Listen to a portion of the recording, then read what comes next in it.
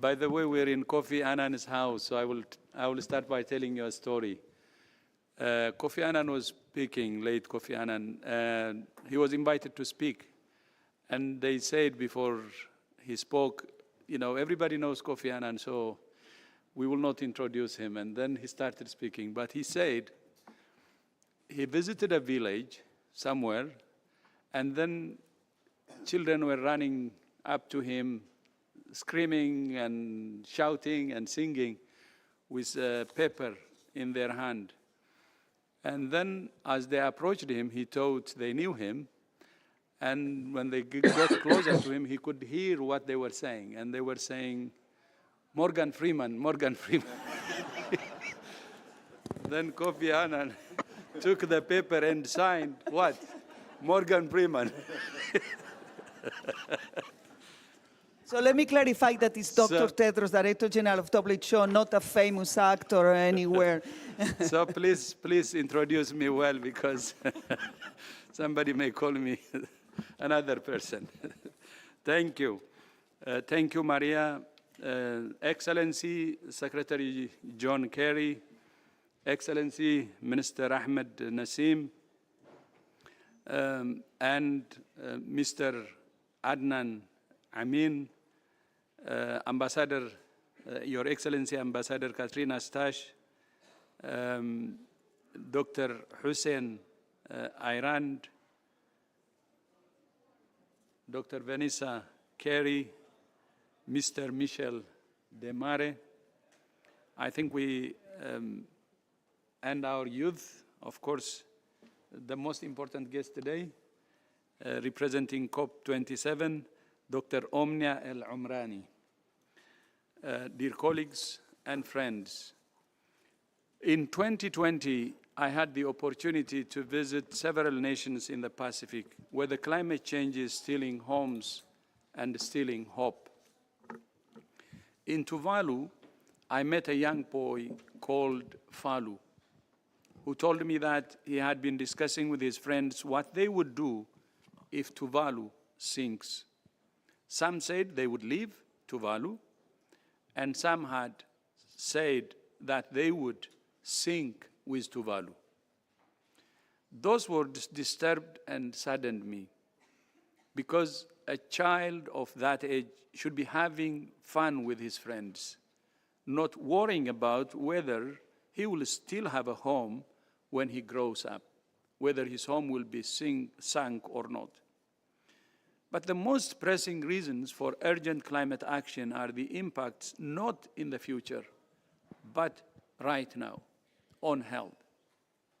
The climate crisis is a health crisis, fueling outbreaks, contributing to higher rates of non-communicable diseases, and threatening to overwhelm our health workforce and health infrastructure. When I took office for my second term, I identified climate change as a priority for WHO's work to support countries in building healthier societies. WHO has identified key actions to mitigate and build resilience to the climate crisis.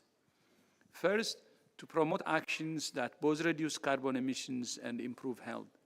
Second, to build better, more climate resilient and environmentally sustainable health systems.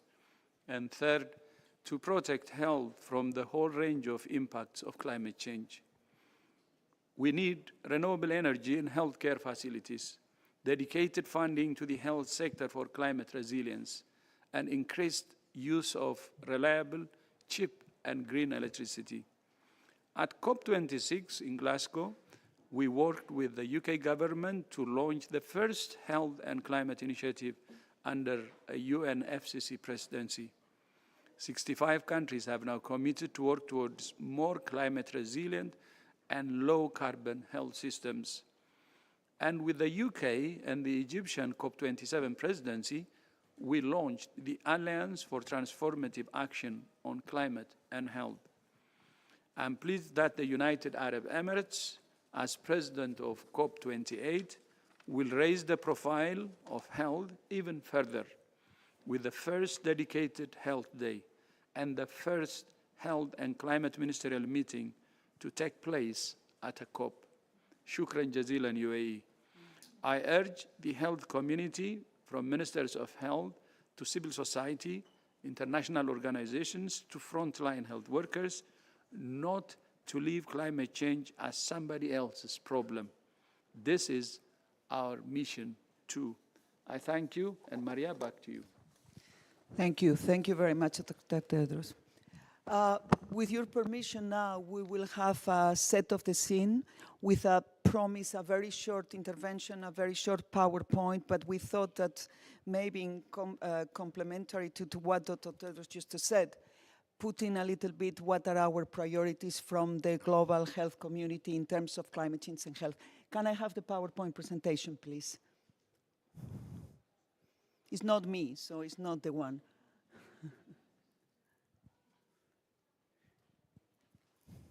Hello? IT, can I please have the PowerPoint presentation? I don't see anyone upstairs, by the way. Anyway, so we will delay. I think one of the good things on climate change is that we need to adapt and be flexible. Here is a demonstration. Here we are. We can be flexible and adaptable, and this is the clear message. So we wanted to just describe with you what we think is, as Dr. Tedros repeats very often, a climate crisis is a health crisis. Let's as well discuss the challenges and the solutions. Let me have the next one, please. During the last years, we have been focusing on infectious diseases. You see it in red, in blue there. But while the world, we're looking at the risk, the biggest risk, look at how climate change has been growing. And in 2022, we have climate action failure, extreme weather, biodiversity as the three crises that we are facing at the moment and requiring all of our attention. Next one, please. Dr. Tedros says this is a global health priority. He insisted now, and we don't need to repeat it. And that is why we need to prepare for that and respond. Can I have the next one, please? For some of you, this might be new, how the climate change and health community has been working, but I wanted to reassure you, I don't know why the PowerPoint is disappearing, but it's probably to demonstrate that we are very flexible. We started more than 30 years ago on the evidence and implementation. The first report you will have there is from 30 years ago. This is the Climate Change and Human Health report that was produced by WHO more than 30 years ago. Then the scientific arguments settled. Since then, we have been providing all of these relevant tools. And of course, we reach it today where many projects are already happening and many of the countries here represented on adaptation and creating this climate resilience that is so much needed. Next one, please. So we wanted to present three grand challenges for the health community today. Next one, please. First challenge is clearly we need to address the wide range of health impacts of climate change. And this challenge is the protection of health from the range of climate impacts. Those climate impacts will come from the different vulnerability factors that you will hear during the presentations, different exposure pathways, and represent many risks from injury and mortality from extreme weather events, heat-related illnesses, respiratory illnesses, waterborne, vector-borne, zoonosis, malnutrition, non-communicable diseases, mental health, all of them. But all of them needs to be addressed on a very comprehensive and strategic way, not one by one. The only response is to have a health system with the capacity and resilience to respond to all of those health challenges posed by the climate-sensitive health risk. Next one, please. Let me now move to the second big challenge that we are presenting for the health community, which is how we strengthen the climate resilience and environmental sustainability of the health system and facilities. And this is the way we propose. WHO has been defined and tested an operational framework that is at your disposal, not only defined but tested in many countries here looking at the building blocks of health systems and how those needs to be addressed in order to become climate resistant at our healthcare facilities and sustainable low carbon if possible. All of those blocks can be defined, but I will not go into details here. But this frame is at your disposal, will be updated at the end of this month, and I think it can provide the good basis for making sure that we strengthen and we created those climate resilience healthcare facilities. Next one, please. This one means that if you look on the UHC index, of course we want all the countries to go as high as possible, and the greenhouse emissions from the healthcare will be a second factor. We would like to see all the health systems in this one, but obviously if you are working in Africa, your health system needs to gain access to universal health coverage, and you don't need to care about your carbon emissions because you don't have. But for other sophisticated hospitals in medium income and high income countries, we need you to reduce these greenhouse gases emissions from healthcare, and then having those healthcare systems that will be both prepared to deliver greater resilience, lower carbon emissions. In a word, or in a sentence, the health systems that fit for the 21st century. Next one, please. So this is the quadruple win. For those countries that they are not contributing to carbon emissions, they still need to have access, gain access to clean sources of energy. And this is what we call the quadruple win. If we do a solar-powered healthcare facilities, we will make sure that the 1 billion people that are still served by healthcare facilities without electricity or with unreliable power supply, they will gain access, and therefore they will be able to perform all the healthcare that is needed, having all the responses from their patients, and not be reliable on very polluting, sometimes diesel, very expensive, and subject to the fuel supply shortages. Today, the renewable energy is gaining momentum, the prices are going down, the logistics are going down as well, and therefore we are prepared to scale up with other panels on a very big solar-powered healthcare facilities. Next one, please. The last one, the third challenge, and this is a positive one, is that not only our health systems they need to be prepared to cope with all of those health challenges, but we can as well gain the health benefits of a low-carbon society, and we need to advocate for that. We are just giving you 3 examples of what that means of gaining the health outcomes of mitigation policies. If we accelerate to clean energy, we will contribute to reduce the 7 million deaths, premature deaths each year caused by air pollution. If we go on the transition for more sustainable food systems, we can reduce the 2.8 million deaths each year from overweight and obesity. And if we go for a healthy, sustainable transport and urban planning, we can reduce 3.2 million deaths per year from physical inactivity and 1.3 million deaths from road traffic crashes. So a fantastic opportunity for public health on all of those health outcomes that can be obtained, for which we need to advocate for more mitigation. Next one, so what do the countries need? Political ambition. We need to first be empowered, and as Dr. Tedros was saying, realize that this is our business. This is a health business, and that's why we are very happy that after the COP26 health commitments, and with the support of Egypt on COP27, we have now 66 countries, and the number is growing every day, joining ATTACH. ATTACH is the Alliance on Transformative Action on Climate Change and Health. And we have countries, UN agencies, NDBs, NGOs, technical experts, private sector as well. And this is an incredible opportunity to align all of us, our forces, if we use this type of political ambition. Next one. What do the countries need? And this is my last one. They are already going into a number of initiatives on surveillance of climate-sensitive diseases. They are looking at meteorological information. They are putting it together. There are many activities, as you can see, that are already happening, looking at malnutrition, doing vulnerability assessments. So WHO, this global survey on climate and health in 2021, the only thing that is very disturbing is that countries know now what they need to do, most of them, and if not, we have the tools to help them. But when they go to implementation, they cannot implement. And the answer why they cannot implement is there. Insufficient finance budget. 70% of the countries have declared that they don't have the budget they need to prepare the health systems to cope with the massive risk represented by climate change and health.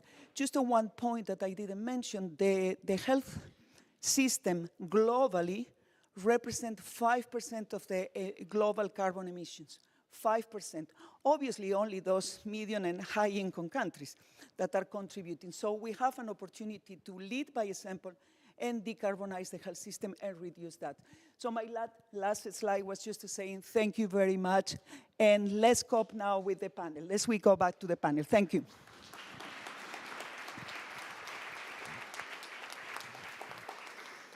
Okay, back to moderation. It's a great pleasure now to introduce Dr. Vanessa Kerry.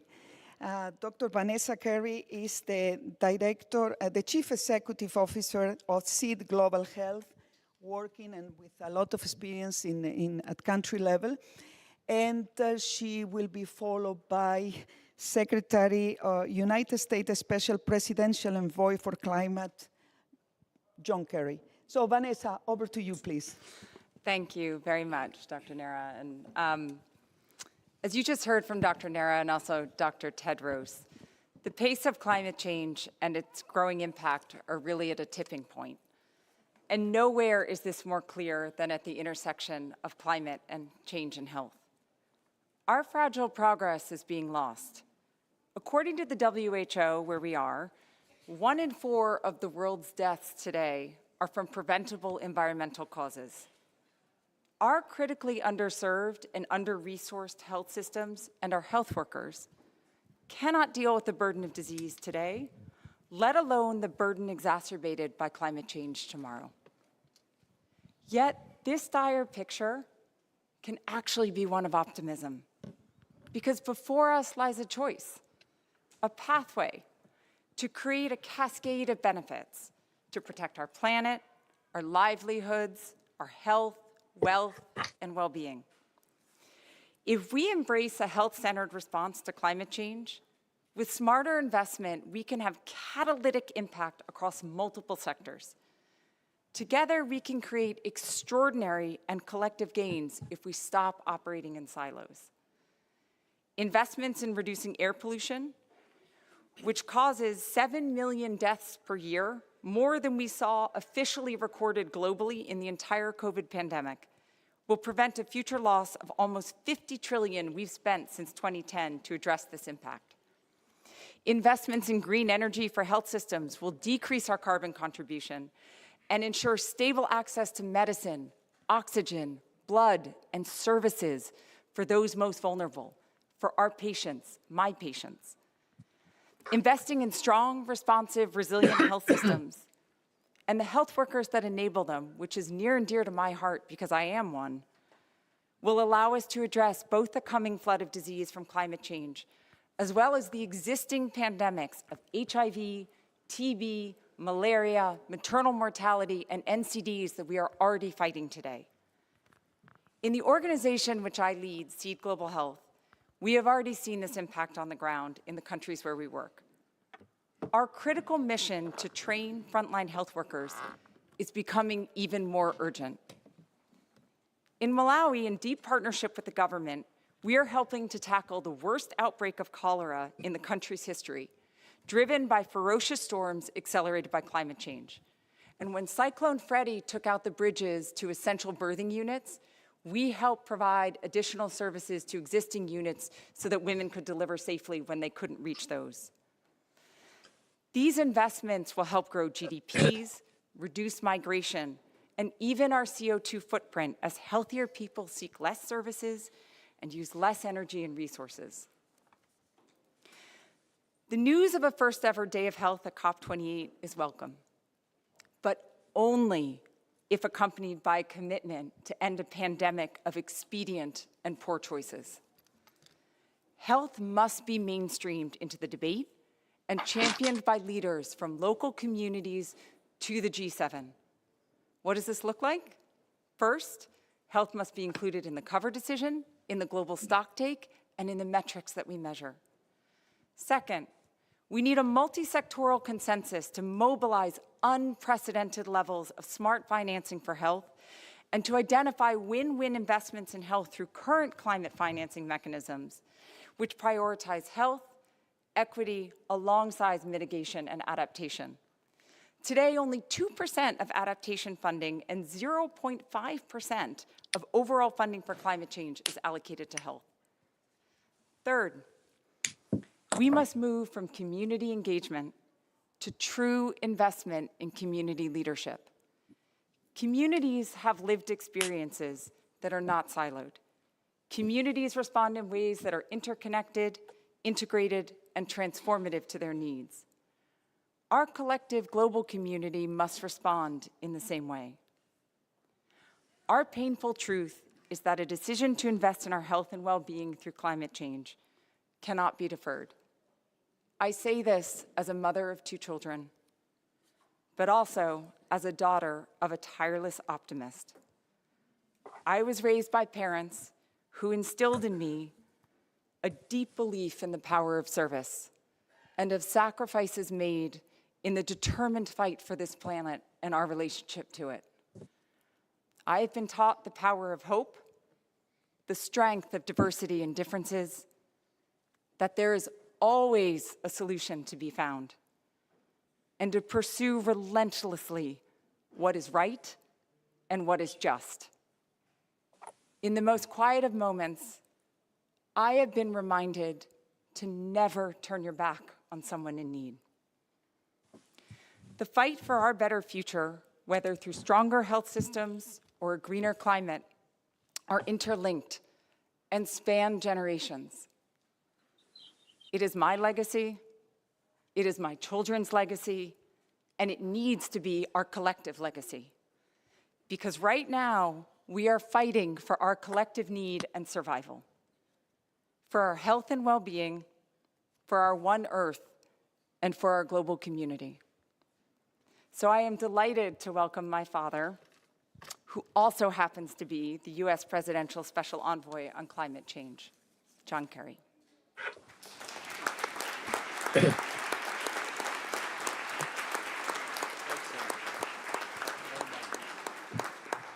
Well, good morning You there, to Dad? all of you, or I guess early afternoon. And Vanessa, thank you so much for not just what you're doing. Thank you for those Dad, really we can't generous hear and you. moving comments. Can you hear me? Oh, and these is in the earphones. Good to know. Thank you. Can you all hear me? Now we can. Hello? Can you hear me? Yes, we can hear you. Thank you so Secretary. much. Thank you. I apologize. But Ness, let me just say how proud I am of what you are doing and the work you're doing, which is phenomenal. And I just confess to everybody that I really didn't think enough about the link between climate and health until Vanessa started making the science-based arguments pretty obvious to me, and really talked about global health in a larger context in view of what is happening to the climate of the planet. And Vanessa, I thank you for what you were doing, and I thank you for that educational effort with your dad. Thanks for making that connection, and I'm grateful and blessed for it. Also want to thank Dr. Tedros, alias Morgan Freeman.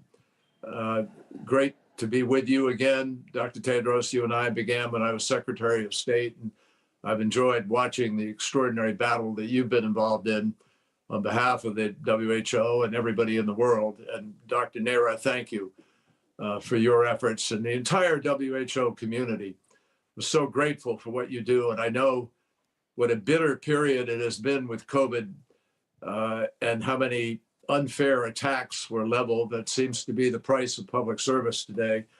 But we are all deeply grateful to you for what you did over the last few years. And equally importantly, for sounding the alarm about the climate crisis. So thank you, not just for this event and what you're doing, but thank you for being warriors in this battle. And make no mistake, folks, it is a battle. I've been involved in public life for more than 50 years now, going back to a war in Vietnam, and in the Senate for 28 years, and Secretary of State, now Special Presidential Envoy. And I've never seen people so willing to wrap their arms around ignorance and a certain kind of arrogance and avoid facts and be unwilling to do what the facts are screaming at us to do. And that's what brings us all here today and to the work that you do every single day. I am one of the few people on this program without a background in health, other than trying hard to live healthily. But there's really no polite way to put it. The climate crisis is killing people. It is knowingly, wittingly allowing people to die and infecting them with disease and providing them with air that kills people because we're not willing to take the steps necessary to do what we know we need to do. And what people have been screaming about for 30 years, 35 years plus now. Many of us were in Rio. I was there in 1988 when Jim Hansen first testified to us about what is happening. And every year now, millions of people around this planet are dying because fossil fuel and methane emissions, called greenhouse gas pollution, not just gas, pollution. And we used to care about pollution. We used to apply a polluter pays principle to the concept of pollution. But now those methane emissions and CO2 emissions and nitrous oxide and other emissions are escaping into the atmosphere, being fed by the way in which we continue to choose to fuel our vehicles, propel our vehicles, heat our homes, light our factories, and so forth. Those emissions result in disgraceful polluted air quality, extreme heat, loss of water, loss of crops, loss of ecosystems, and at every stage, the loss of life. And the truth is that responsible people, particularly economists and people who make enormous decisions about trillions of dollars and its allocation to the building of capital and investment around the world, ignore the real cost of what we're choosing to do. The cost of coal is not the cost of mine to burning. It's the cost of black lung disease. It's the cost of increases in the problems of emphysema, of heart disease, of all the other downstream causes. And the ash that is filling up lakes and rivers and denying people the right to fish or swim in various places. The warming of the ocean, 90% of the heat on the planet goes into the ocean. And that heat is changing the chemistry of the ocean, and it is warming the ocean in dangerous ways as we're witnessing, not the least of which is the possible tipping point we may have reached with respect to the Arctic and the Antarctic and the coral reefs and the Barents Sea. And of course, permafrost, which is thawing around the world, which releases massive amounts of methane. So the choice really is fairly obvious. And if the consequences of what I've just described don't underscore a health crisis, I don't know what will. So when President Biden or I say this is the decisive decade for action, that is not two political people speaking. That's not a liberal or a conservative or a Democrat or a Republican speaking. Those are people who have listened to the facts that you and others have helped to put on the table. And what adds insult to injury, surely for everyone, is that everything we're talking about that are the consequences of this crisis are preventable. All preventable. I'm glad to say that many nations have made the decision to do more. 20 nations equals 76% of all of the emissions on the planet. And we are now on a course to reduce our emissions by the scientifically arrived at goal of trying to have a 45% reduction by 2030, excuse me. And our goal is actually 50 to 52% reduction. And we're quite convinced that we'll be able to get there. But we have a lot of other countries in the world that continue to build coal-fired power plants and continue to burn that coal-fired power. So President Biden has developed a program called Prepare. It's the president's emergency response plan for adaptation and resilience. It is now helping more than 500 million people in developing countries to manage the impacts of the climate crisis. And just last month, President Biden announced at the Major Economies Forum, that is the 20 largest economies of the world, that we're going to immediately put $1 billion into the Green Climate Fund. And we are working on releasing tens of billions, hundreds of billions from the private sector by bringing them to the table and creating blended finance mechanisms and other ways of investing these critical funds in the solution. As Vanessa eloquently pointed out, lives are not just going to be lost in the future. We're losing many more lives every year than we lost in the Holocaust and World War II. Maybe 3 to 4 times as many lives now. Extreme heat is now increasing around the world. There are millions of people who are sleeping outdoors in India right now because they can't find relief. And even at nighttime, it's 30 degrees centigrade in the air temperature. So we have our work cut out for us, folks. But here's the good thing. And I just close on this point to all of you. We have to be led by common sense.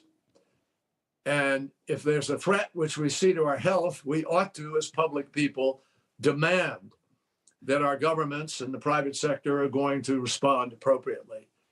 This finance gap that we face is really the greatest stumbling block of all right now. Well, maybe of all. We also have to fight back, and you all can provide the testimonials of impact.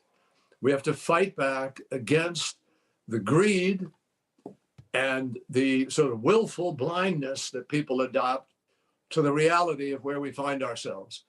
There is barely a space on this planet where there is genuine sustainability. And where you find it, you will almost always find indigenous peoples who are managing that land and their air in a more responsible way. Most of the planet is made up of indigenous areas of land that have been guarded for centuries by people who apply a different ethic to their daily living. So, my friends, we can win this battle. We came out of Glasgow and Sharm el-Sheikh with the IEA telling us that if we did everything that was promised, we would actually hold the Earth's temperature increase to 1.8 degrees out of Glasgow, 1.7 degrees out of Sharm el-Sheikh. And if we do what is necessary in Dubai in December, we could perhaps get close to the 1.5 degrees. It is doable. It's hard. It's really hard. And it's being made harder by the day by all of this new, gas and oil and fossil fuel burning that is taking place despite the realities that we face. But we can change this. I know this. I've seen that kind of change happen previously, and we have now got more venture capital money moving into green hydrogen, battery storage, direct air carbon capture storage and utilization, the possibilities of new energy coming from sources that we've never been able to tap, like fusion, small modular nuclear reactors. Things are happening. And you all, each and every one of you, can frankly provide the best testimonials of all to move public people to take the action that we need, because you can tell the stories of real people and of the suffering that takes place because we refuse to make the most obvious choices. So thank you for gathering to consider this connection of climate and health. It is the connection. climate is a matter of health, and health is always going to be impacted by what happens to our climate. So please continue on the front lines. Thank you for your advocacy. Thank you for your service. Thank you for what you do for humankind. Let's win this battle.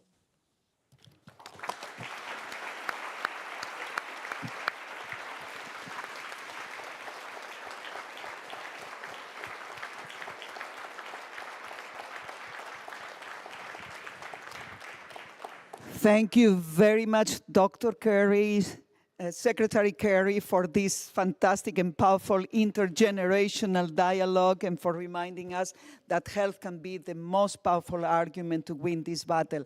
It is now my pleasure, since we are talking about the future, about engagement and the importance of health in the climate change negotiation, it is now a great pleasure to give the floor to Mr. Adnan Amin. He is, in addition, a good friend, the CEO of COP28, and he will tell us the good news and how we are positioning health in the COP28. Mr. Annan, over to you, please. Thank you very much, Maria, Director General, Excellencies, ladies and gentlemen. Truly is a pleasure, but it is a very difficult thing to do, to speak after the entire Kerry family, because of their ability to raise the critical issues of the day and to address them with passion and to inject a spirit of public service. I've had the challenge of speaking after John Kerry several times, but when you add Vanessa to the picture, it just becomes too difficult to do it. So let me start by, on behalf of Dr. Sultan Jaber, the incoming president of COP28, to start by congratulating Dr. Tedros and his team on elevating the political profile of climate change at the World Health Assembly this year. It's been a long time coming, and I think one of the lacuna that we have seen over the years is that we have had tangential discussions around health, knowing the severe impacts on human health that are associated with climate change trends, but we have not put health at the center of the climate discussion. For us, coming into COP28 at this point, we are determined to do that, and I'll outline the ways in which we can do that. But let me say, first of all, what an important juncture it is for COP28 this year. It's a very significant COP, not just because it's being held in the UAE, but because it is the first ever global stocktake, the first stocktake since the Paris Agreement, the stocktake that will give us a sense of where we are on the achievement of the Paris ambition, the 1.5 target, and across all the Paris targets from mitigation, adaptation, and finance. And with the recent IPCC report, we have had very troubling news where there is a scientific consensus that we are way off track on meeting virtually every goal of the Paris Agreement. If we are to course correct, if we are to meet the ambition that John Kerry laid out of meeting the Paris Agreement's ambition, we are going to have a massive course correction, and that course correction needs to happen at COP28. We will need to decarbonize, we will need to reduce mitigations by 43% by 2030. This is the decade of action. This is the critical decade during which we can bend the arc of emissions, and this is the decade during which we have to put in place the critical elements we need for a strategy on adaptation for the future. And this is the COP where we need to re-establish global solidarity to support the most vulnerable countries and the developing countries to be able to deal with the implications of a crisis that they have not caused. And it's as big as that, the lift that we have at COP28. The challenge is immense. We've come through a process of various COPs that have been incremental in terms of outcomes. We have had incremental outcomes on mitigation, on adaptation. We need a transformative outcome at COP28, which means that the agenda for COP28 has to be inclusive. It has to go to the critical issues that we need to address to change. It goes to the heart of mitigation and transition in the energy space. We need to transition our energy systems rapidly to low-carbon energy systems. We need to put in place the ability to adapt to some of the critical trends that we're seeing. For example, one of the areas that we will be focusing on is food security and food systems. What has become very obvious in the last few years with the drought that we see, for example, we've had 5 years of recurrent drought in the Horn of Africa, which has led to very serious human repercussions, which has led to movements of people, which has led to conflict and strife. We are seeing the specter of that in more and more parts of the world.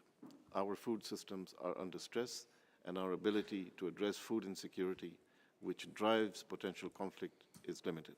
We need to have a fundamental transition of our food systems. And then health. I think one of the greatest lessons, and I fully associated myself with John Kerry's remarks to you, Dr. Tedros, about the role that WHO played in the pandemic. But the pandemic showed us a very important lesson, which is when we are faced with major health events, and you are far more, all of you are far more aware of this than me, when we are faced with major health events that have global ramifications, we are very, very far from being prepared to meet with them. We saw the stress that public health systems came under, many collapsing. We saw the absence of global solidarity in terms of sharing technologies, vaccines, other equipment. And we saw that so many people who were exposed to this at low cost could have been helped to be able to deal with the crisis that we faced. And if you look at the climate change trends that we are seeing today, changes in disease vectors. I had many meetings with ministers and officials yesterday and earlier today about what's actually happening with health. We're seeing, for example, disease vectors like malaria now making an appearance in southern Europe and spreading further. I was living in New York when the Zika virus became very obvious that it has penetrated up to the northeast seaboard of the United States. We're seeing diseases that we thought that we had controlled, like yellow fever and dengue fever, recurring in places with an intensity we had never expected. And we're seeing our institutional capacity to deal with those shrinking.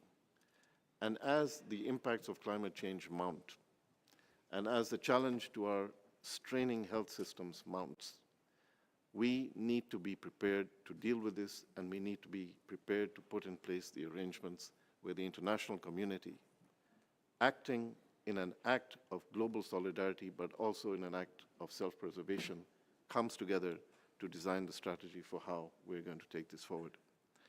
I was really struck by one sentence that Vanessa used, which I wrote down. Said, we have also experienced a pandemic of expedient and convenient choices. A pandemic of not making decisions. We need to now move into a decision framework for health and for climate that begins to bring us back into a safe environment for the population of the world. At COP28, we intend to have the first ever health day to take place at a COP. There will be an entire day devoted to health issues, from finance to technology. There are so many potential solutions on the table. We need to bring all the constituencies together to start to address what are the solutions. This COP must be a COP of solutions, not a COP of wishful thinking, but a COP of solutions.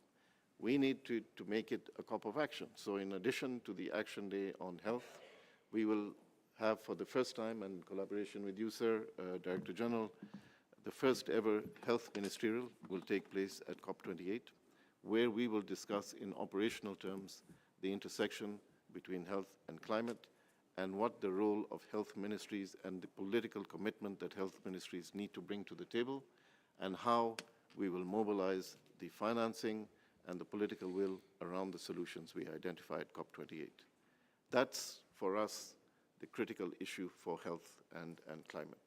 So we want to make this an inclusive COP. We want to make this a COP of solidarity. We need everybody at the table. I had an excellent discussion with Her Excellency, Minister of Health of Brazil yesterday morning, talking exactly about the role of the indigenous people in this discussion. The reason for inclusion of marginalized communities. Why do we need them at the table? It's because we need a joined-up system of action that finally takes us to a position of global security and prosperity built on an investment case for climate action that provides a positive future. That's the vision that we have for COP28. I know that work started in Glasgow on the ATTACH program. Many countries have joined that program. We really appreciate the work that was done in Glasgow and subsequently in Sharm el-Sheikh, and we want to build on that, and we want to give that more substance and more direction and more force in terms of its outcomes. So I welcome you all. Please participate in this discussion. Please be part of this broader outreach of how we really begin to systemically address the health issues that we are facing in the context of climate change. Be with us at COP28 and come with a solution mindset. Many of you are owners of solutions. If we just didn't have the avenue to advance those solutions, and what we are offering at COP28 is that avenue. I'm very honored to have with me Dr. Hussein Al-Rand from the Ministry of Health of the United Arab Emirates, and with your permission, moderator, Dr. Hussein will also say some words. Thank you very much.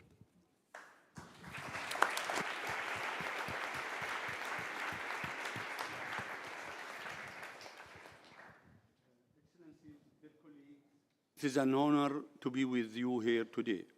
First, I would like to commend Dr. Tedros and WHO teams on their leadership and continued effort to raise the political visibility of climate health nexus. The United Arab Emirates is honored to be part of the first ever strategic dialogue on health and climate change at the World Health Assembly. We must break down silos and work across sectors and ministries to build climate resilient. To this end, the Ministry of Health and Prevention has been working very closely with the Ministry of Climate Change and Environment and COP28 presidency. We are coordinated engagement with all entities within United Arab Emirates and working hand in hand with our counterparts from all levels of the government to support them in strengthening climate resilience. Given the high and growing vulnerabilities to impact of climate change, the United Arab Emirates signed up to the ATTACH initiative and have committed to transforming our health system to be climate resilient and low carbon. We are particularly focused on strengthening our response to heat stress and extreme weather events. We are grateful to the support of our WHO colleagues and have been working closely with WHO EMRO to conduct the United Arab Emirates Vulnerabilities and Adaptation Assessment and develop Health National Adaptation Plan. We are keen to continue working with WHO, the COP28 presidency, and our counterpart from other ministries to progress on this front. COP28 will be the first COP to have Health Day and the first COP to host a climate and health ministerial. On behalf of United Arab Emirates, it is an honor to invite the ministers and government present here today to the ministerial at COP28.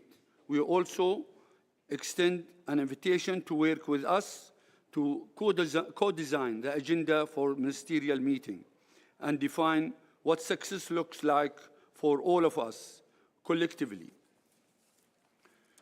We hope that we can use the Health Day and Climate and Health Ministerial to highlight some of the best practices and advancement made by member state and non-state actors. We hope you will support us in leading the way on translating commitment into concrete action. Through our collective commitment to address the risk of climate change, I am confident we can mobilize global action to strengthen the climate resilient of the health system. Thank you all for giving me the floor and look forward to welcome you all in Dubai, United Arab Emirates at the Health Day. Thank you. Thank you.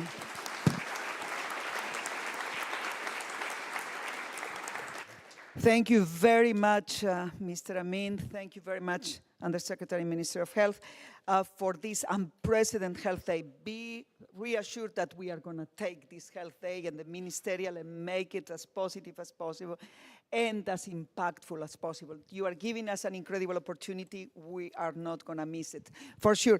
We have an incredible program in front of us, and I've been a horrible moderator because we are already late.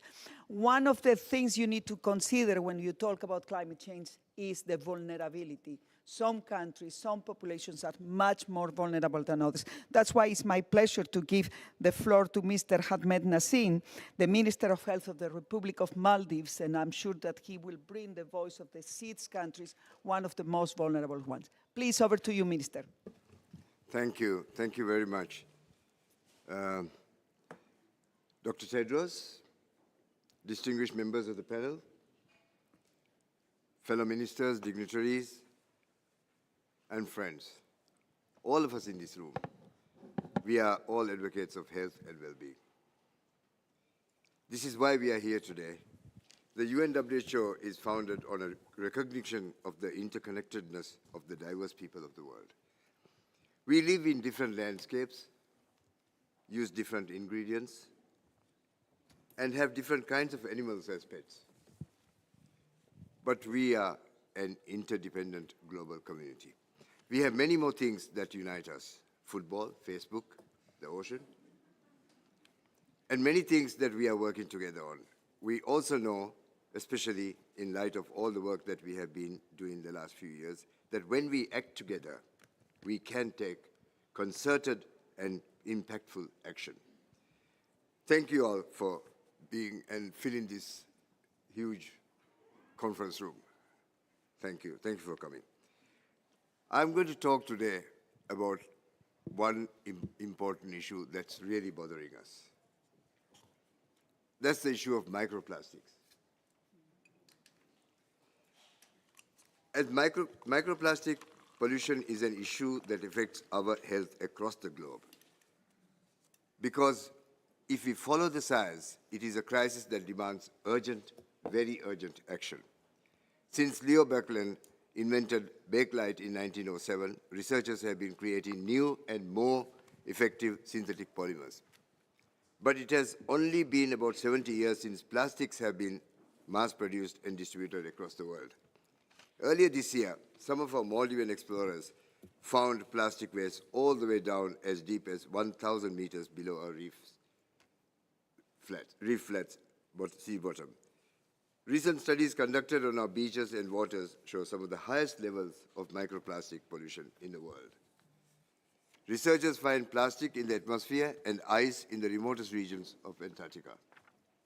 In fact, the extent of plastic in the world is so pervasive that some historians and scientists have started considering plastic as one of the key indicators of our historical epoch. They call it plasticine. In a few tens of thousands of years, archaeologists will be able to identify our period by the plastic that they will find. In our particular layer of ocean sediments or ice or rock, as stratigraphic markers in archaeology. Plastics are hardy and some of them don't disintegrate, so they could become recycled fossils. So what are microplastics and how do they get everywhere? Microplastics are defined as plastic particles that are smaller than 5 millimeters. And this includes so-called nanoplastic particles as well. Recent research looking into these tiny particles has proven that plastics have entered our bloodstreams and our organs and tissues. How has the plastic become so pervasive? That it is in our blood. Microplastics don't disintegrate, and they are found in all shapes and forms, from thin films that float in our winds to hard pebbles that get polished by the waves on our shores. Plastic is in our food and water. in wildlife, in the water that the fish we swim in, and in the air we breathe. Researchers have discovered that one of the widespread sources of microplastic is dust from tires abrading on our roads. A lot of this dust ends up in the ocean, and from there it evaporates into our atmosphere, traveling with the wind all the way to places like Antarctica and high mountain peaks.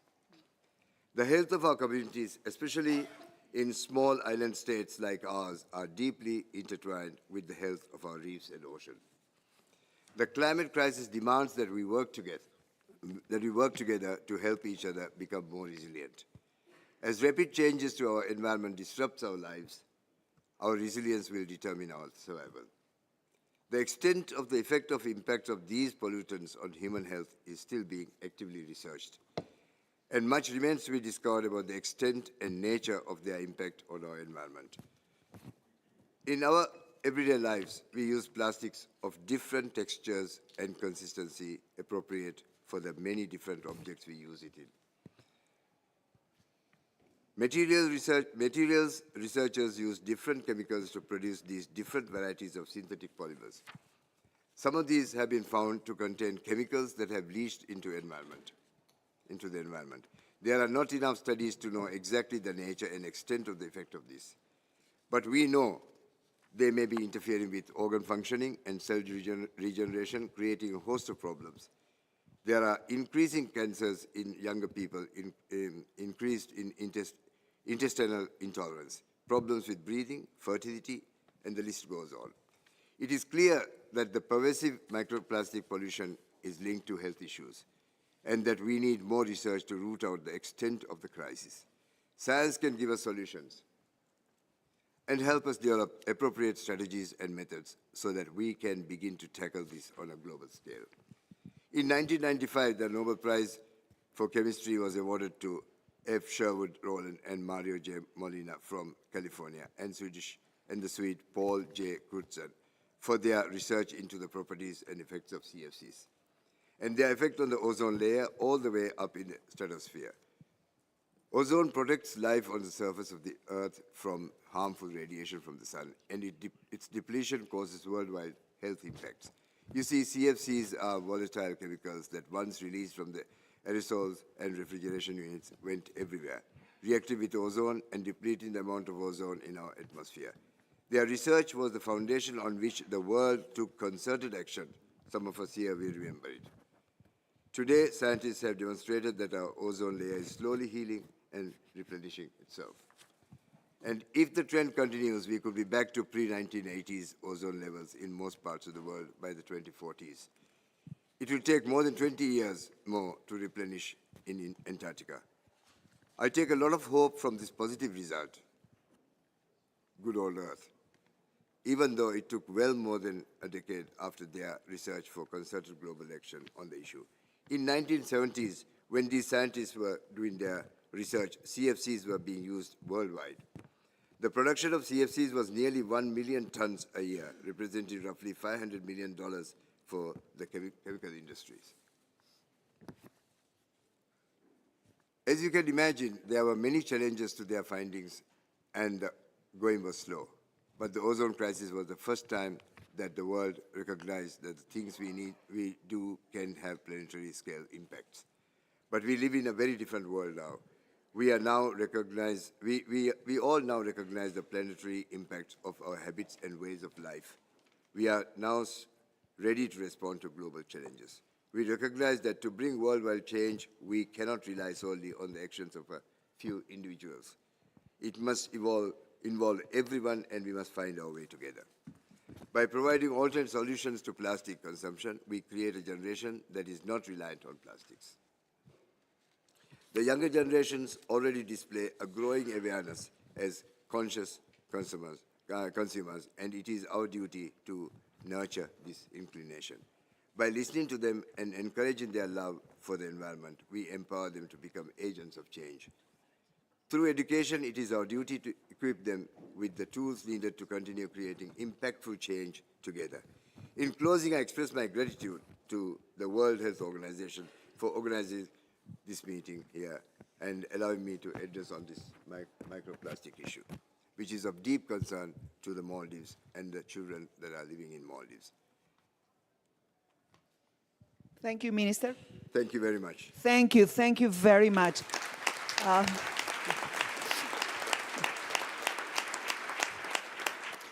We'll do a little change in the program. It will be now, thank you so much, Minister of Health Maldives, for this very important issue on the microplastics. We are definitely very much convinced about that. It will be now my pleasure to give the floor. And again, I will ask everybody to please respect the time because we will never gonna make it. Dear Ambassador Katerina Stasch, the permanent representative of the mission of the Federal Republic of Germany to the United Nations. Thank you. You have the floor, please. Thank you very much. And yes, climate change and health is really high in the German agenda. And just one thing to illustrate this is that we have a fantastic health minister, Karl Lauterbach, who's a medical doctor himself and a professor of health. And before he came into office, he wrote a book. And he wrote a book on climate change and health. And now he's our minister. So that's really great. Now, Maria asked me to talk about what can member states do, what can we all do to support the climate change or the climate and health agenda. Well, I would say there's many things we can all do. And the first thing is we need to raise awareness. We need to raise awareness first with the people. And I know that there are many wonderful people here in the room who do exactly that, to raise awareness. What does it mean? What are the effects of climate change to health? Second, we need to raise awareness with our governments. And I guess that's why we're here for today. And it's wonderful to see a room full of you here today. Third, we need to raise awareness within international organizations. And thank you very much, Dr. Tedros and WHO, for doing exactly this. And, of course, we also need to raise awareness in what I would call the climate community. And so it's really great that you will introduce an entire day and dedicate an entire day on the climate change and health agenda at the next COP. I think this is really great. Now, there are also a few things we can do here in Geneva, and you have mentioned it. We are engaged in the Attach network here, and I come back to that later. And also, we have a group of friends on global health, and we dedicated the last events within this group on the very topic of climate change and health. And I know Omnia has been there and Dr. Tedros as well, so it's great to see you today in real life. So first, raise awareness. Second, of course, take action. And we know from our work in Attach that there are two main challenges when it comes to taking action. And the first one is, and I think it has been mentioned before, the first thing is the access to funding. And we know that especially the countries that are most affected by the impacts of climate change need fast and simple access to funding. And now here comes a piece of good news. A couple of days, maybe weeks ago, Chancellor Scholz has announced that Germany will provide an additional 2 billion euros to the Green Climate Fund. And I think this is really good news already.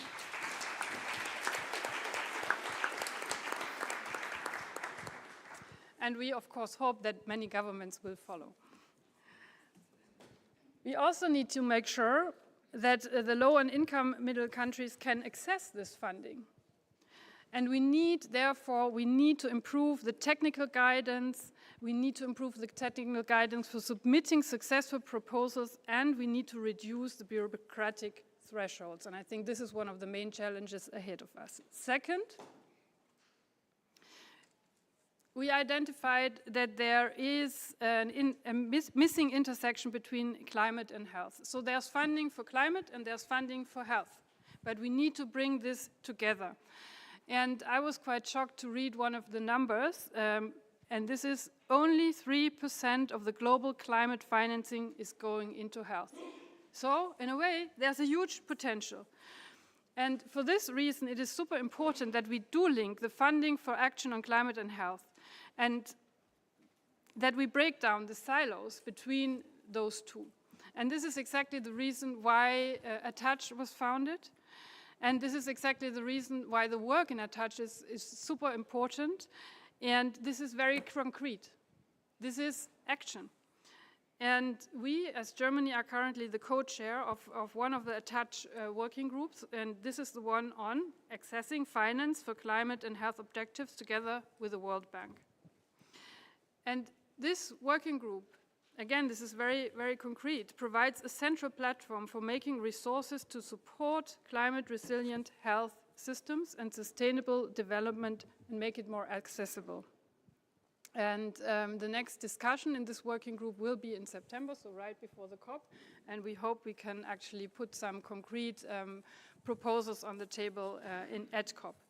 Now, these were just a few examples how we can actually engage, how we can support the climate and health agenda. And to conclude, let me just repeat, go home and raise awareness with the people, with the governments, within the international organizations, and within the climate, what I call the climate community, and take action. Thank you. Thank you very much. Two words we need to retain. One is the 2 billions. I'm sure that everybody retained that. And the other one is Attach, the word of the day. So please make sure that everybody knows before leaving the room what Attach is, and make sure that you are already a member of Attach. Okay, thank you so much, Ambassador. There are no negotiations, discussions these days without the participation of the youth. So I'm very, very pleased to give the floor to Dr. Omnia. She is a medical doctor, but is as well the first young representative of the COP, and we thank as well EGIT for that. And I would like as well to recognize the participation here of YUNGO and the council, the Youth Council of WHO. Can you please stand, those young people? Please, come on. Thank you.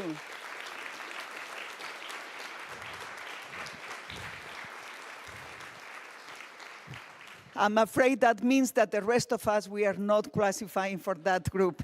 Anyway, so Omnia, please, you have the floor. And respect the timing. I'm sure you will do it. I will. Your Excellencies, distinguished guests, I'd like first to thank you for the opportunity to bring in the perspectives of young healthcare professionals to this very important roundtable. It was only 6 months ago when my country, Egypt, hosted the UN Climate Change Conference in Sharm el-Sheikh. And I was lucky to be appointed by the COP27 president as a young medical doctor who herself saw the detrimental impacts of climate change on her patients and generation as the first official youth envoy. 1.8 billion young people, including children and adolescents, are now shouldering the impacts of climate change on their lives and livelihoods. Almost 1/3 of deaths of children under the age of 5 is directly linked to environmental degradation. 1 out of 5 children lack access to safe drinking water, while air pollution affects young people the hardest.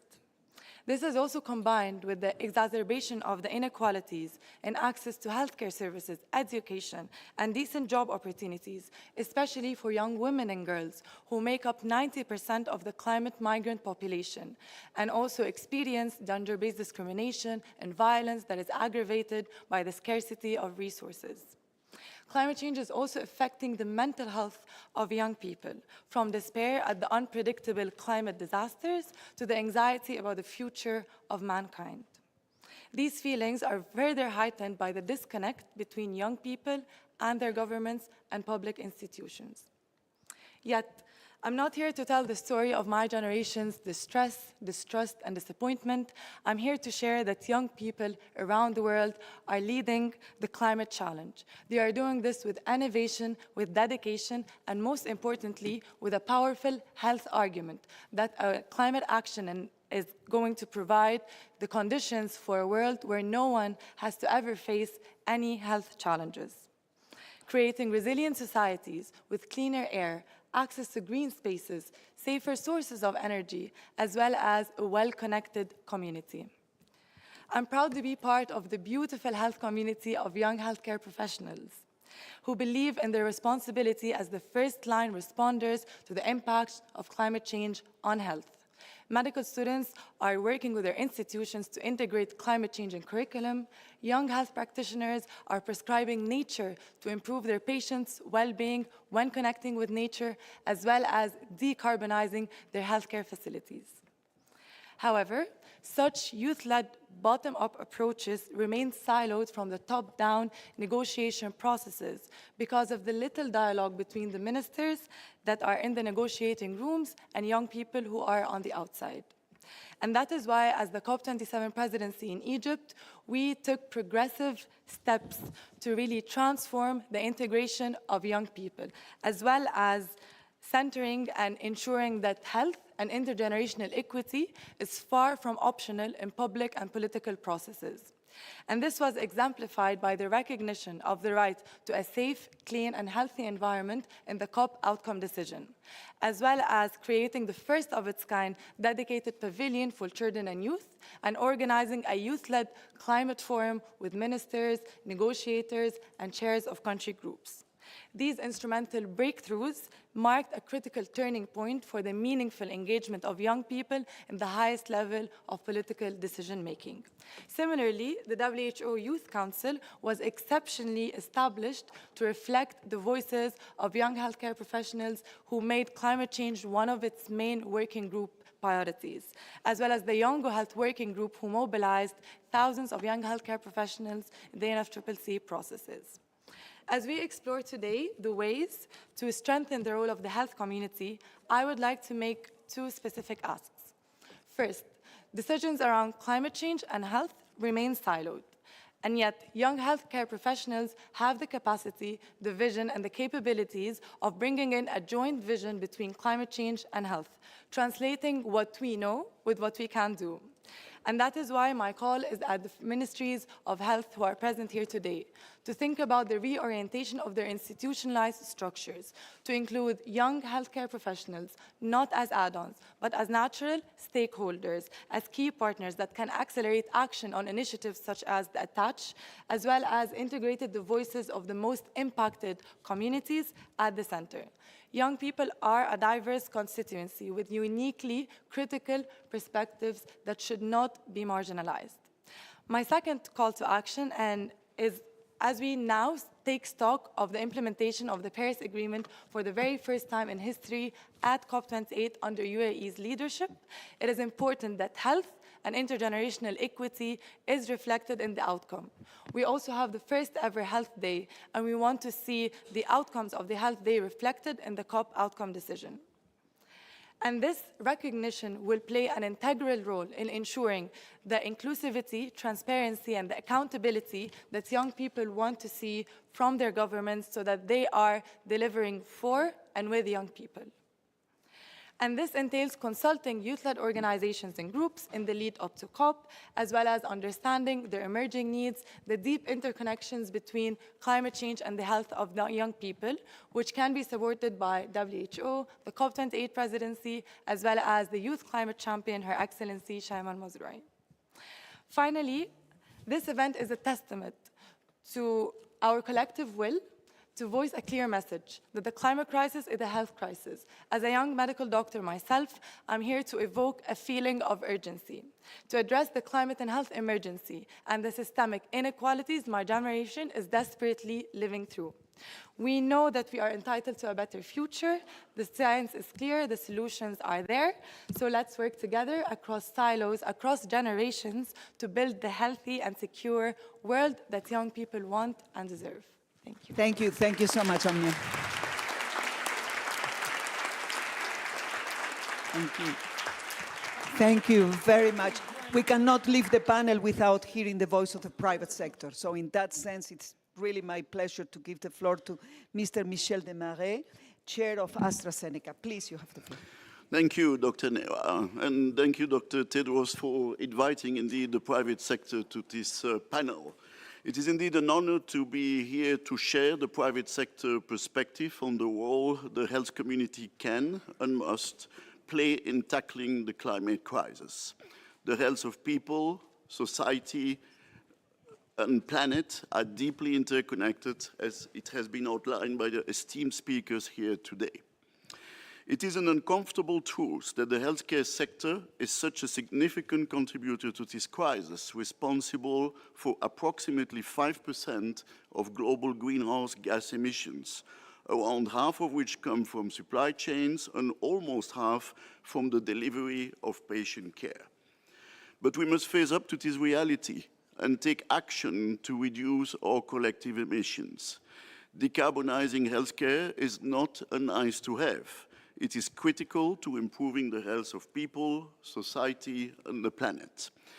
That's why I've been impressed by the way the private sector is stepping up to drive action, both at the individual company level and through truly innovative public-private partnerships. At AstraZeneca, we are committed to walking the talk, to delivering deep decarbonization from the lab to the patient. Through our flagship Ambition Zero Carbon program, we are on track to reduce absolute Scope 1 and 2 emissions by 98% by 2026. We have already achieved a 59% reduction to date. By 2030, we aim to halve our entire value chain footprint on the way to science-based net zero in 2045. In addition to our own efforts, we recognize that the challenge of this magnitude requires collective action, and we must work together to decarbonize the healthcare value chain. This is why we are a proud founding member of the Sustainable Markets Initiative Health System Task Force. Originally convened by King Charles III and chaired by our CEO, Pascal Soriot, the CEO-level public-private partnership, which proudly includes Dr. Tedros, aims to accelerate the transition to net zero health systems. The SMI made bold commitments at COP27, and together we are making concrete progress. For example, recognizing the challenge of Scope 3 emissions, the task force recently launched joint minimum supplier targets to drive decarbonization at scale and streamline asks of suppliers. And we are developing new frameworks and tools to measure the emissions of healthcare delivery. Of course, we know that the best thing we can all do for the good health of people, society, and the environment is to keep people well and out of the clinic. Acting early to prevent, detect, and treat illnesses optimally is critical here, and leveraging the latest digital innovation and technology is key. Together, we can shift the needle and drive system-wide impact. Just as the healthcare sector united in the fight against COVID-19, including through the COVAX initiative, so too must we apply the powers of science and innovation, agility, and true collaboration to this public health crisis to enable populations and our planet to thrive. Thank you. Thank you so much. And I know that we are terribly late, but we still have a long list of speakers here with very important messages to deliver. I think I will ask you a special intervention, very short, starting with my colleague, Dr. Marco Jacobs, on the perspective from the Pacific countries. Very short, please. Thanks very much, Maria. I'll talk very briefly about the part of the world I have the privilege to work in, the Pacific. Pacific Island countries are on the front line of climate change and are among the world's most vulnerable to extreme weather events and the cascade of effects resulting from climate change. Rising sea levels continue to erode low-lying atolls and coastal areas, threatening homes, communities and livelihoods, and health impacts are already being seen. Being on the front line of this fundamentally important issue, not surprisingly, makes tackling the issue a major priority for Pacific countries and for WHO's work with Pacific countries. Despite the challenges, this priority also creates opportunities for effective action in the Pacific. The issue has a high profile and there's general consensus on the need for real action. There's growing support from partners and a subset of Pacific countries, with the help of WHO, have been able to access funding from sources like the GCF and the GEF, although other Pacific countries have so far found such funding difficult to access. And there's already good examples of effective initiatives in the Pacific which can be learned from and scaled a couple of which I'll mention very briefly in a moment. When we think about the roles of the health sector in helping to tackle this issue, broadly, it's similar to other parts of the world, of course. But what I'll just mention is when it comes to adaptation, there's 2 comments on adaptation, 2 on mitigation, and then I'll stop. On adaptation, of course, as we've heard, we need to further strengthen country capacity to manage climate-related health impacts. And the one good example of the work in this area in the Pacific is the work on strengthening national emergency medical teams across the Pacific. And with support from Australia, New Zealand, United States, Japan and the EU, and technical support from WHO, at least 10 Pacific countries now have trained, resourced and functioning EMTs that have already been rapidly mobilised to help manage disasters and epidemics. Secondly, on another area of adaptation is strengthening resilience of health systems, and the one example I wanted to highlight there is the work in Fiji funded by the Republic of Korea to conduct climate vulnerability assessments of all of their health facilities in the country. And it means now that that work has been completed, and it means that they now have a list of prioritised health facilities most needing strengthening or in some cases relocation. On mitigation, the point has already been made about the importance of health sectors and health professionals advocating for climate action.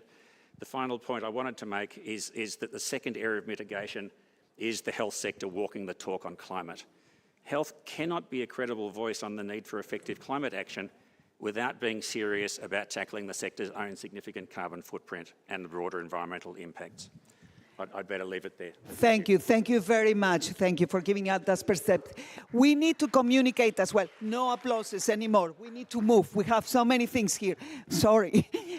We need to communicate, and therefore it's really a great pleasure to give the floor to Gemma Jennings from the BBC. They will tell us what they are doing on a series on climate change and health, the BBC. So please, very quickly. Gemma? Oh, you are there, sorry. We cannot hear you, Gemma. Everyone is familiar with BBC Studios. We control BBC World News Television and BBC.com. And across those platforms, we have a monthly audience of 500 million viewers. And really, the work of our team is to closely monitor the behaviours, likes, and interests of our audiences, and to serve content that corresponds to those interests, really to craft stories that go beyond the headlines to offer a more in-depth consideration of a theme. And of course, the BBC has a long tradition in documentaries about the natural world. I'm sure programmes like Blue Planet, and of course, names like our very own Sir David Attenborough are very familiar to everyone in this room. But actually, the series that we are announcing here today, which we're calling The Climate and Us, we wanted to challenge the perception that climate change is happening in some far-off natural world, and we wanted to bring it closer to audiences, and in doing so, engage audiences not just with the health impacts that we've been speaking about today, but with the scalable solutions that are driving meaningful change. And whilst it is perhaps natural to think despairingly, our audience data is sending us a very strong message. We need to make space for constructive storytelling. The tone of this is very clear to us. It is win-win. If we tackle climate change, we can improve our health. And I'd love you all to tune in to some of the stories that we've got planned to ensure that we're framing this right. And so very briefly, there are 3 chapters that we're conceiving of. The first, A Human Crisis, will explore the mitigation of climate change, as well as how we are adapting health systems to become more resilient. So we'll tell stories of decarbonisation solutions in the US, including one with the Environmental Defence Fund on cutting methane emissions. We'll be featuring the link between oceans and human health. We'll examine food security and safety in Ghana. And we'll look at emerging climate tech solutions and the mapping of climate-sensitive diseases that GSK are spearheading with multi-sectoral partners. Our second chapter, which is Greener Healthcare, will examine the vital role the health sector is playing in mitigating its impact, as well as adapting to face this new set of challenges. And here we'll take a look at cross-sector collaboration to accelerate healthcare decarbonisation. And I'm delighted to say that we'll be filming across Europe with partners in this room, including AstraZeneca, for that story. We'll also share stories of NGOs and communities coming together to implement sustainable practices in a segment shot in hospitals in Mexico. And in partnership with Malaria No More, we'll highlight solutions in diagnostics and treatment for vector-borne diseases in Brazil, as well as considering how we are going to continue providing essential services and access after climate-related emergencies like wildfires with direct relief. And finally, the third chapter, which we are calling The Changemakers, will be a set of multimedia stories which will highlight the trailblazers, including younger generations, marginalized communities, healthcare practitioners, and researchers that are driving awareness and action. And we have some brilliant characters who will feature, including those we're working with via Vital Strategies, researching the links between poor air quality and children's health, as well as those prioritizing water security in Nigeria. Beyond these segments, we have a few pieces we are developing with the expert health of the Climate and Health Alliance, our wonderful knowledge partner, Jenny Miller, including segments on eco-anxiety and flooding, island communities, and cultural and indigenous eco-management practices.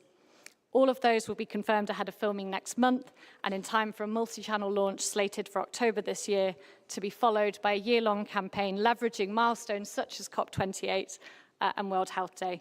So you will be hearing a lot more from us. We would be delighted if everyone in this room, the great climate and health influencers, continue to support our efforts and to amplify the series once live and to give these stories the attention that they deserve. Thank you. Thank you so much. Amazing project. BBC announcing a big campaign.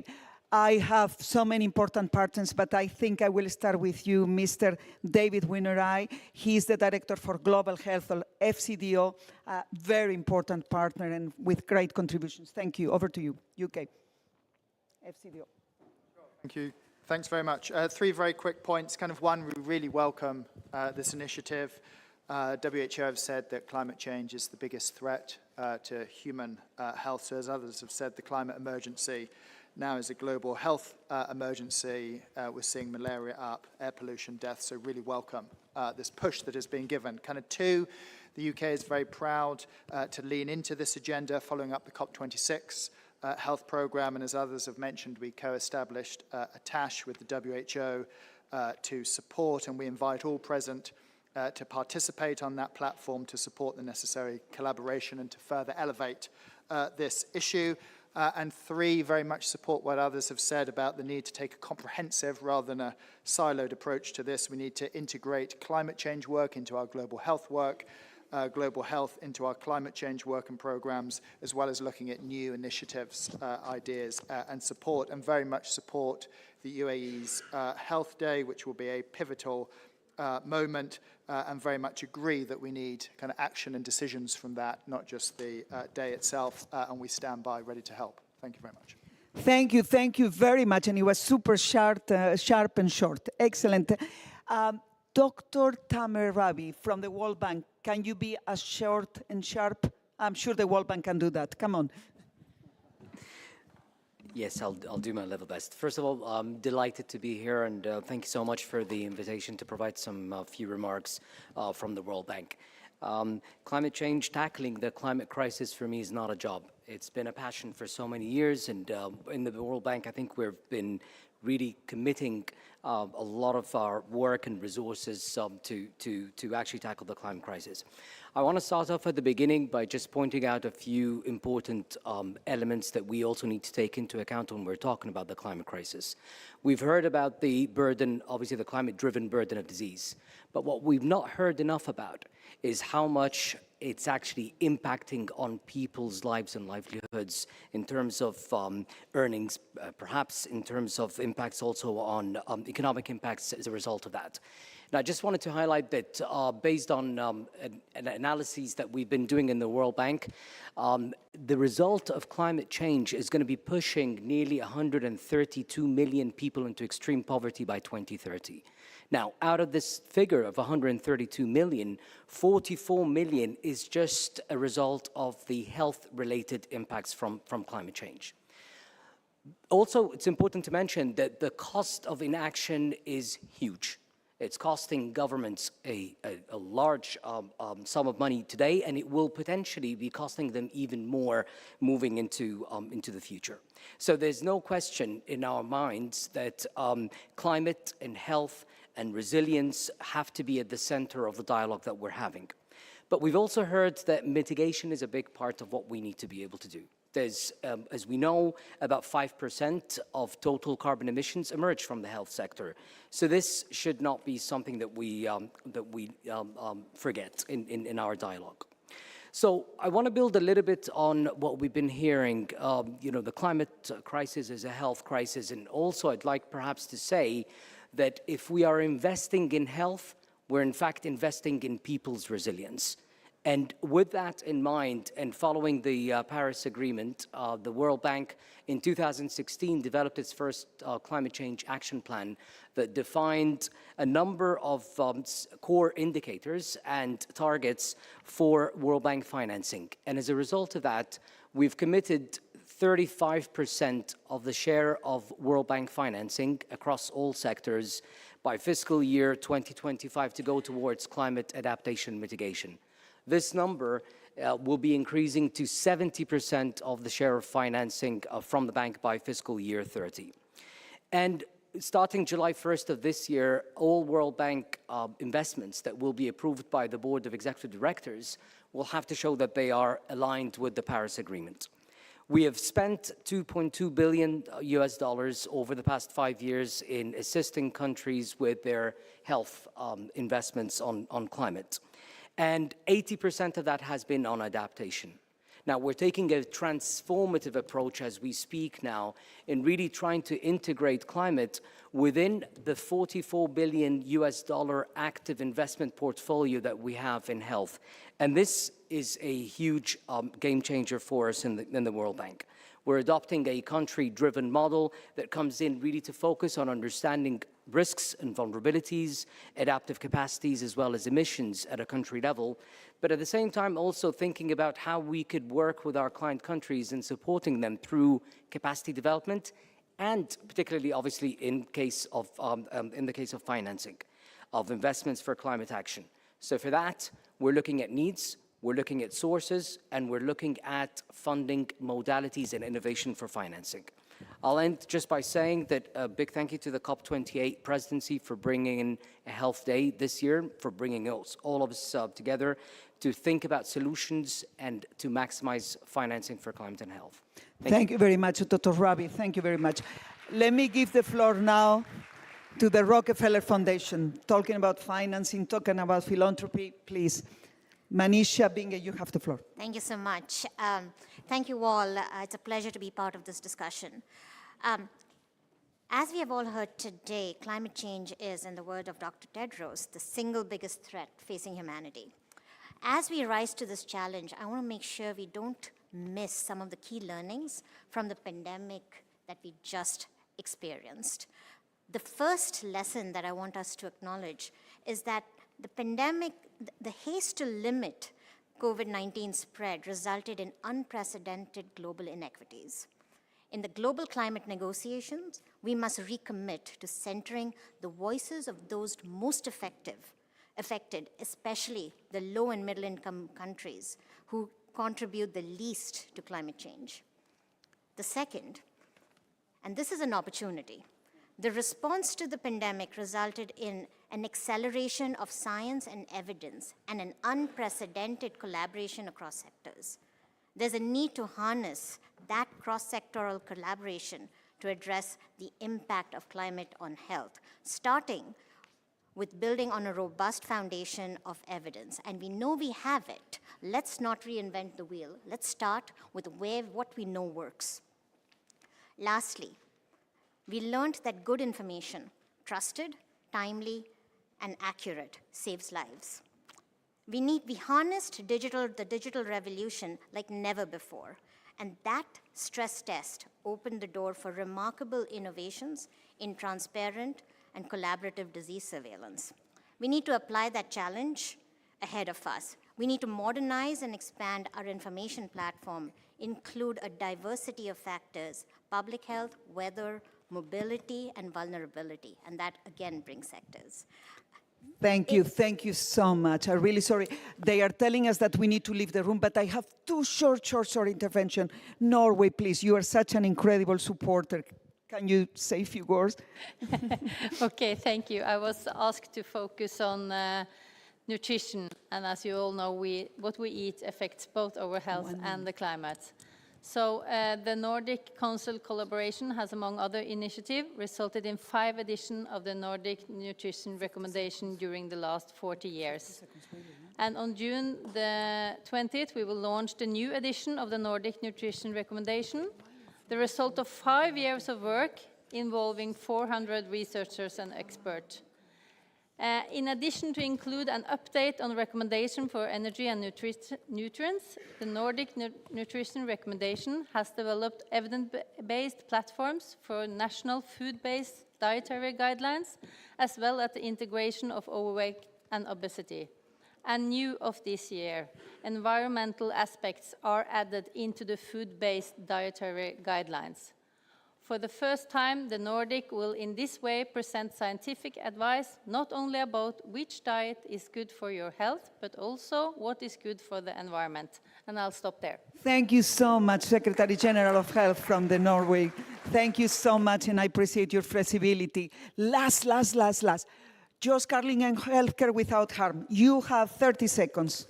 You have to be very passionate. Okay, Excellencies. And then we have Kuwait as well. Political momentum for healthcare decarbonization and resilience is growing. We've heard today about the 66 health ministries that have joined ATTACH. In addition, the G7 has also endorsed healthcare resilience and decarbonization as a priority, and the G20 under India's leadership this year is poised to do the same.